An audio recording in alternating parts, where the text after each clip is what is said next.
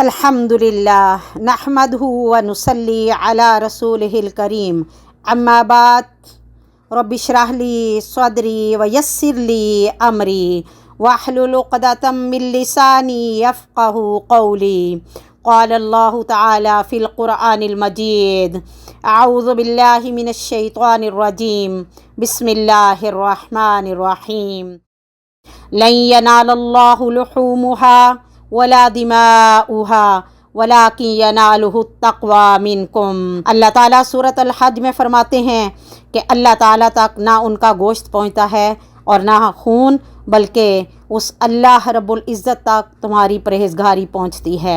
جس طرح آپ سب کو معلوم ہے کہ یہ 10 دن انتہائی اہمیت کے حامل ہیں، یہ عبادت کا بہترین موسم ہے۔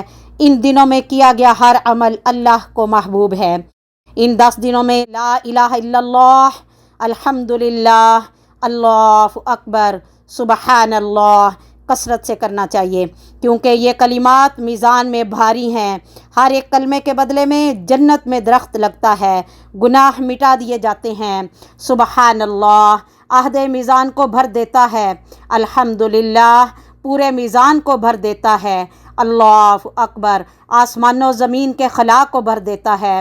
اللہ تعالیٰ نے قرآن میں ان 10 دنوں کی قسم کھائی، رسول اللہ صلی اللہ علیہ وسلم نے ان 10 دنوں کو دنیا کے بہترین دن قرار دیا۔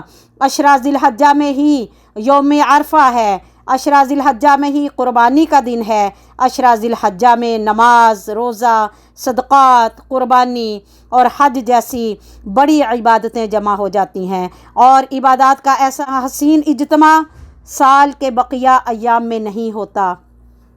جہاں قربانی کا جانور بے عیب تلاش کریں، وہاں جن پیسوں سے جانور خرید رہے ہیں وہ بھی حلال کمائی کے ہونے چاہیے۔ قربانی ایک ایسی عبادت ہے جس میں قدم قدم پر ریاکاری، دکھلاوا، بڑائی اور تکبر کے امکانات موجود ہیں، لہٰذا ہمیں اپنی نیتوں کو درست رکھنا چاہیے تاکہ ہماری قربانی ضائع ہونے سے بچ جائے اور اللہ کے ہاں قبولیت کا درجہ حاصل کر لے۔ ہمیں قربانی کرتے وقت حضرت ابراہیم علیہ السلام اور حضرت اسماعیل علیہ السلام کی گفتگو کو بھی ضرور یاد رکھنا ہوگا۔ اسی جذبے سے قربانی کرنا ہوگی، اس وقت جو جذبہ ابراہیم علیہ السلام کا تھا۔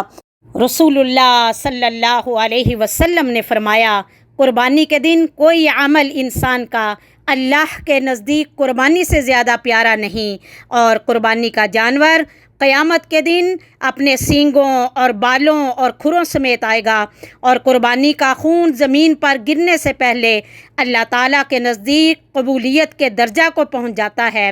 پس چاہیے کہ قربانی خوشی سے کی جائے۔ قربانی کے 5 جانور ہیں جن میں نر اور مادہ ملا کر 10 بنتے ہیں۔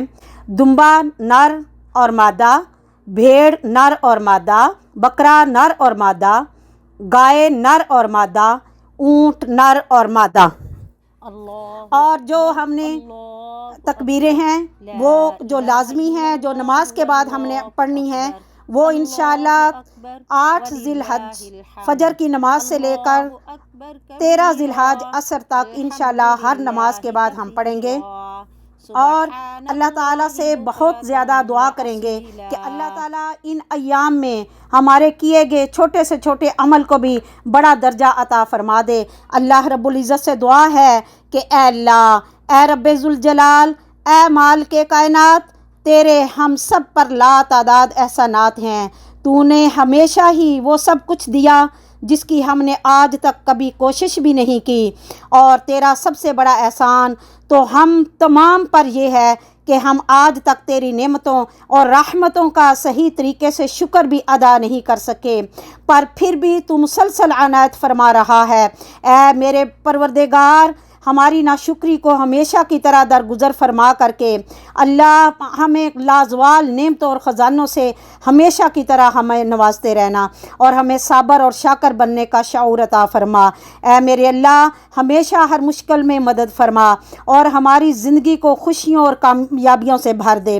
یا اللہ، ہم سب کو، ہمارے عزیز رشتہ دار اور تمام دنیا کو وبائی مرض، کورونا جیسی بیماری سے، کورونا جیسی وبا سے یا اللہ محفوظ فرما، اور اپنی ناراضگی زمینی و آسمانی عذاب سے بچا، اور ہماری دعاؤں کو اپنے کریمی رحیمی کے صدقے یا اللہ ہمیں معاف فرما، یا اللہ ہم سے راضی ہو جا۔ اے کریم مالک، جو گناہ ہم نے انجانے میں کیے اور جو گناہ ہم نے جان بوجھ کر کیے، اور جو گناہ ہم نے اعلانیہ کیے اور جو گناہ ہم نے چھپ کر کیے، ہم ان سب پر نادم و شرمندہ ہیں۔ اللہ ہمیں معاف فرما دے، اللہ ہم سے راضی ہو جا۔ اے اللہ، تو نے حضرت اسماعیل علیہ السلام کو قربانی کے وقت محفوظ رکھا، حضرت عیسیٰ علیہ السلام کو سولی پر محفوظ رکھا، حضرت ابراہیم علیہ السلام کو آگ سے محفوظ رکھا، حضرت موسیٰ علیہ السلام کو فرعون کے حملے سے محفوظ رکھا، حضرت یونس علیہ السلام کو مچھلی کے پیٹ میں محفوظ رکھا، حضرت نوح علیہ السلام کو طوفان سے کشتی میں محفوظ رکھا۔ یا اللہ ہمیں بھی، اللہ ہم سب کے گھر والوں کو ہر مصیبت، دکھ، آزمائش، افلاس، تنگی، قرض، مرض، بھوک، بیماری اور ہر پریشانی سے محفوظ فرما۔ یا اللہ ہمیں معاف فرما کر کے ہم پر اپنی خاص رحمت نازل فرما۔ اللہ ہم سے راضی ہو جا، اللہ ہم سے راضی ہو جا، اللہ ہم سے راضی ہو جا۔ اللہم اغفر لنا وارحمنا وآتنا فی الدنیا حسنہ وفی الآخرۃ حسنہ وقنا عذاب النار۔ ربنا تقبل منا انک انت السمیع العلیم وتب علینا انک انت التواب الرحیم واغفر لنا ولوالدینا ولجمیع المسلمین الاحیاء منهم والمیتین۔ ربنا تقبل منا انک انت السمیع العلیم وتب علینا انک انت التواب الرحیم۔ وصلی اللہ تعالی علی خیر خلقہ محمد وعلی آلہ واصحابہ واہل بیتہ وازواجہ وذریاتہ اجمعین الی یوم الدین برحمتک یا ارحم الراحمین۔ السلام علیکم ورحمۃ اللہ وبرکاتہ۔